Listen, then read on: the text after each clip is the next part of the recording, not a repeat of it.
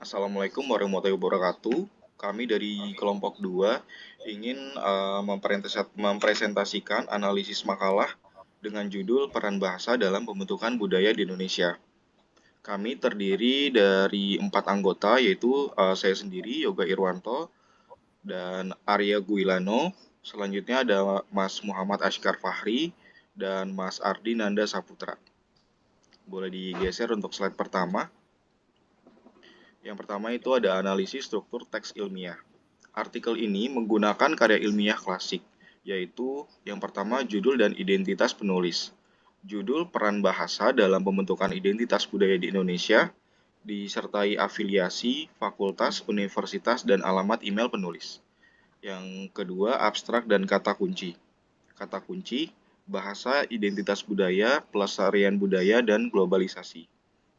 Kemudian di bagian pendahuluan, menguraikan konteks masalah, Indonesia sebagai negara multikultural. Boleh di next slide.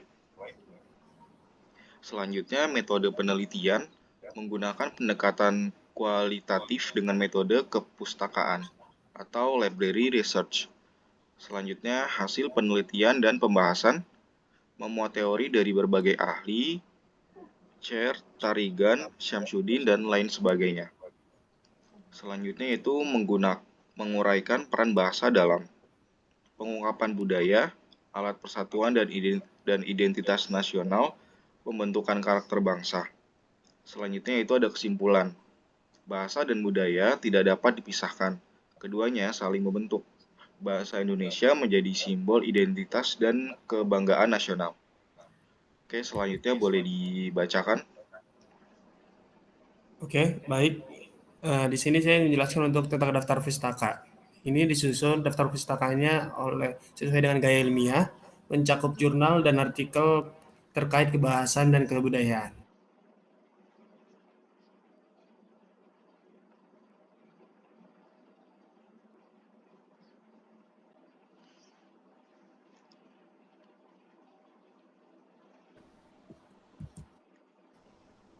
Selanjutnya, analisis unsur kebangsaan dalam teks. Yang pertama, persatuan dalam keberagaman. Bahasa Indonesia digambarkan sebagai alat pemersatu bangsa yang memiliki banyak suku dan bahasa daerah. Yang kedua itu identitas nasional. Bahasa Indonesia disebut sebagai cermin jati diri bangsa yang membedakan Indonesia dari bangsa lain. Yang ketiga, pelestarian budaya lokal.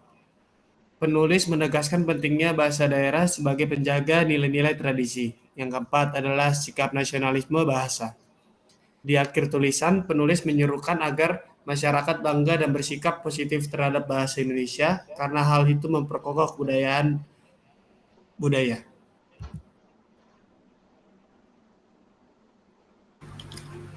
Lalu ada identifikasi, yang pertama ada nilai keilmuan, yaitu termasuk nilai objektivitas ilmiah, menunjukkan pendekatan analitis dan deskriptif, bukan opini pribadi semata.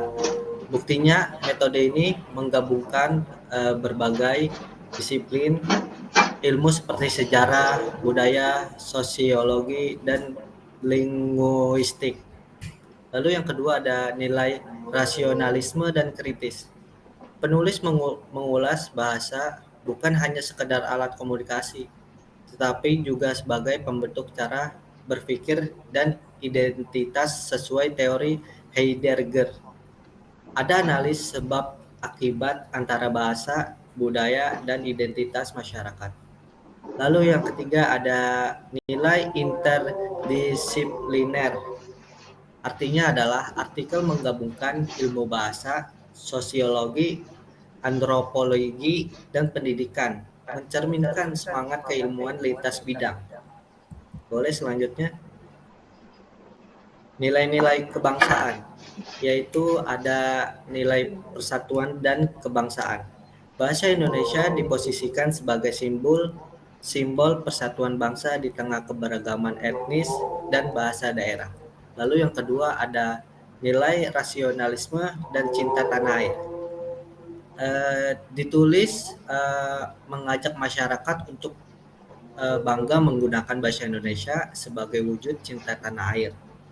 kita sebagai bangsa Indonesia harus mempunyai rasa bangga memiliki bahasa Indonesia. Sikap seperti ini akan memantapkan pertumbuhan dan perkembangan bahasa Indonesia menjadi bahasa yang berdaya dan berguna.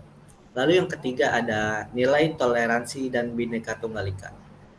Di sini menjelaskan teks menegaskan pentingnya menghormati bahasa daerah dan budaya lokal sebagai bagian dari identitas nasional. Bahasa daerah dianggap aset penting dalam pelestarian tradisi dan nilai-nilai luhur bangsa. Dan yang keempat ada nilai pelestarian budaya, yaitu bahasa tidak hanya alat komunikasi, tetapi juga saran untuk melestarikan kebudayaan dan menjaga warisan leluhur. Bahasa Indonesia memungkinkan kita untuk menyampaikan nilai-nilai norma dan cerita-cerita yang menjadi inti dari suatu budaya.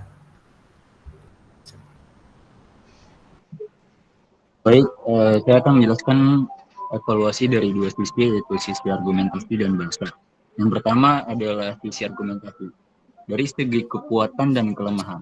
Yang pertama kekuatan dari makalah tersebut adalah strukturnya sistematis sesuai format ilmiah, didukung teori ahli atau Heidegger, Cair, Tarigan, dan lain-lain. Antara bagian saling berhubungan logis, fokus, topik, konsisten.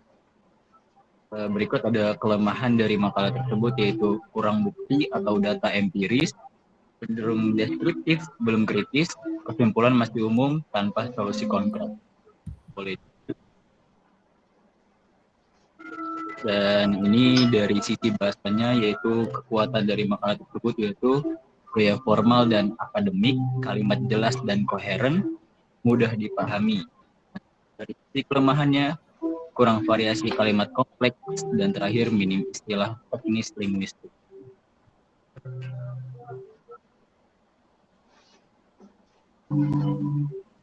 Mari kita bangga, peduli, dan berkontribusi aktif dalam melestarikan dan memajukan budaya Indonesia. Mulai hari ini kita harus memulainya dari diri kita sendiri dan lingkungan sekitar kita. Terima kasih. Sekian dari kami. Assalamualaikum warahmatullahi wabarakatuh.